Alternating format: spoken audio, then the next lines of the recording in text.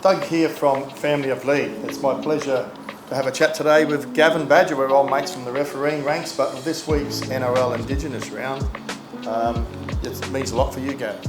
Yeah, Indigenous, and well, being part of rugby league for a start means a lot to me, and then having a game that also encompasses a bit of my culture as well, and for the NRL to then go out there and put together an Indigenous round where we can celebrate the Indigenous culture and the Indigenous players that have been around for a long time.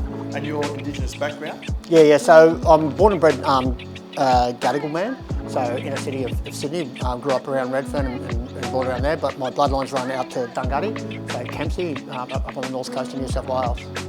And being the first Indigenous first grade referee of over 400 games experience across 18 seasons is just a phenomenal feat. What's your biggest memory from all that? Well, obviously, making your debut at the NRL is quite an achievement and memory, because you work so hard to achieve a goal, and it's a fairly pointy end at the top at the NRL to make it. So to be able to do that, after a lot of hard work and doubts and struggles, there was a little impact in that game. It's a famous video, but fantastic the way you got up and cheered each other after it. Yeah. Carl Webb knocked me over, and I remember off the back of that, Gordon Tallis was the captain of the Broncos, and as we're walking back, he gives me a bit of a high five and just looked at me and said, "Mate, if you're going to tackle Webby, you've got to go low."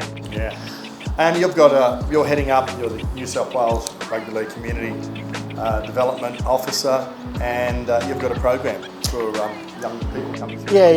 Yeah. So just before COVID, actually, myself and Christian Heffernan, who's the Indigenous Pathways Manager here, we put together an Indigenous referees program because of the fact that, being the only person of First Nations descent to officiate at the NRL level, and there still hasn't been one since, and I've been retired for 4 years. So there's obviously a shortage there. So we looked at how can we improve that. So we put together a referees academy, and we've named it after someone that I have the utmost respect for and someone that inspires me to this day, Steve Bear Hall. Yeah. So it's the Steve Bear Hall Indigenous Referees Program. Unfortunately, COVID hit just after we got it together, but coming out of COVID, we've sort of had 1 year where we've sort of got that up and running, and this year hopefully it to be much bigger and better, with the goal being that we can get some of our Indigenous referees into pathways in NRL. Yeah, Gavin, you mentioned the Bear, close to my heart too. He's my, I was not protege, or he was my, looked after me when I came into the league many years ago. What a great gentleman he was, and his lovely wife, we still have some connection today, and we help her out, but he was a genius. Yeah, he's very much an inspiration for me, and a big part of why I try and do what I do now, and especially in the Indigenous space, but just in rugby league in general. Bear was someone that, if you mention his name, people's face lit up, because they just knew the amount of work he did, whether it be in regional areas or whether it be in city, whether it be his work with the West Tigers, whether it be his work in refereeing, whether it be running camps, our TAP camps here. So like I said before, with Christian Heffernan and myself, we do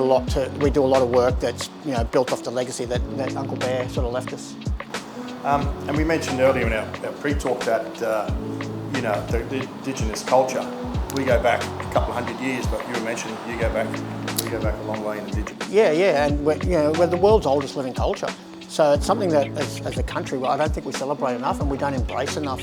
And I talk a lot, especially when I'm talking to kids at school and stuff like that, when I mention, okay, who knows who James Cook is? Who knows who Ned Kelly is? And everyone puts their hand up and they know the story because they're taught it in school. Then I thought, okay, who knows who Pemulwuy?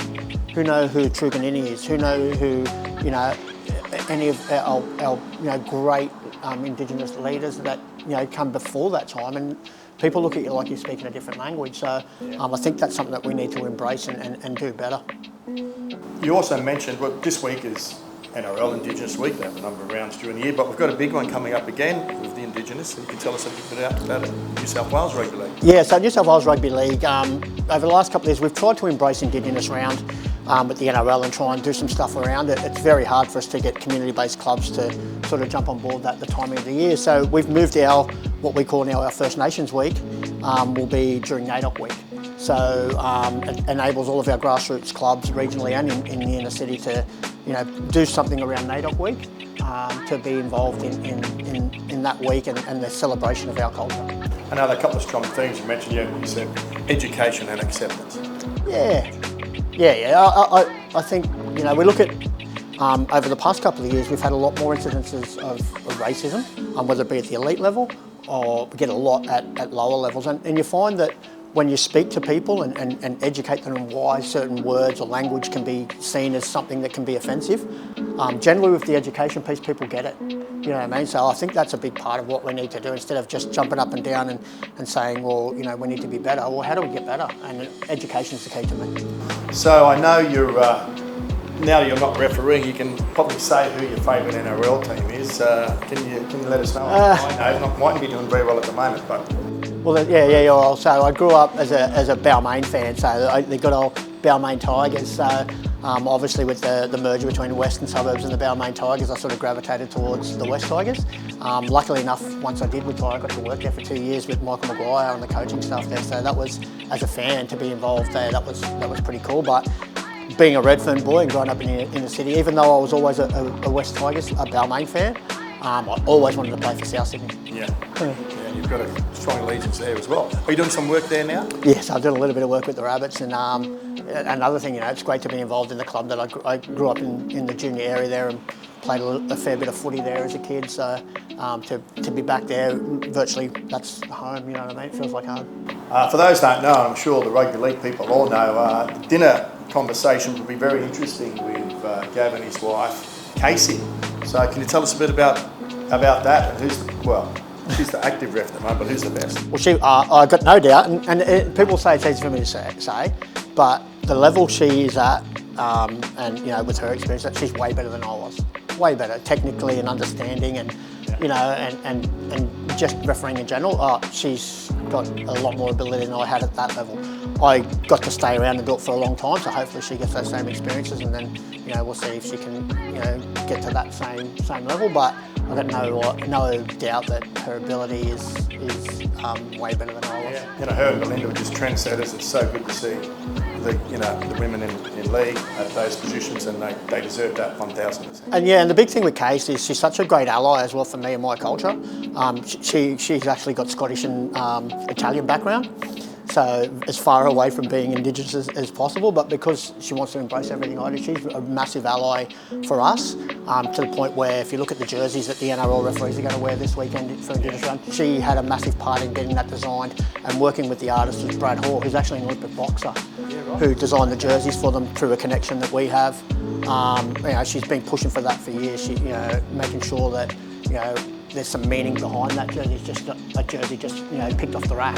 Family of League, you would have probably known us, like many do, have been around 2 years under that name now, and before it was Men of League. What's your opinion of it? For me, and originally obviously it was Men of League, and it was long overdue to have that sort of organisation that didn't look after the elite. Like, we always look at elite, and elite players are generally looked after, and they have big networks and big connections to be able to look after themselves.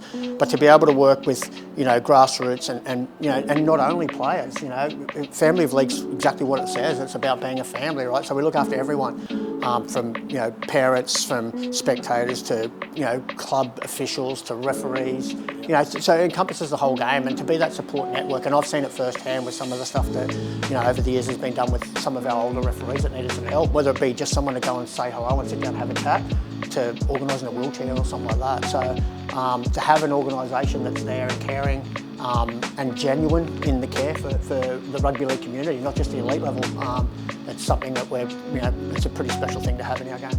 Well, thanks for the kind words of your organisation and your time today.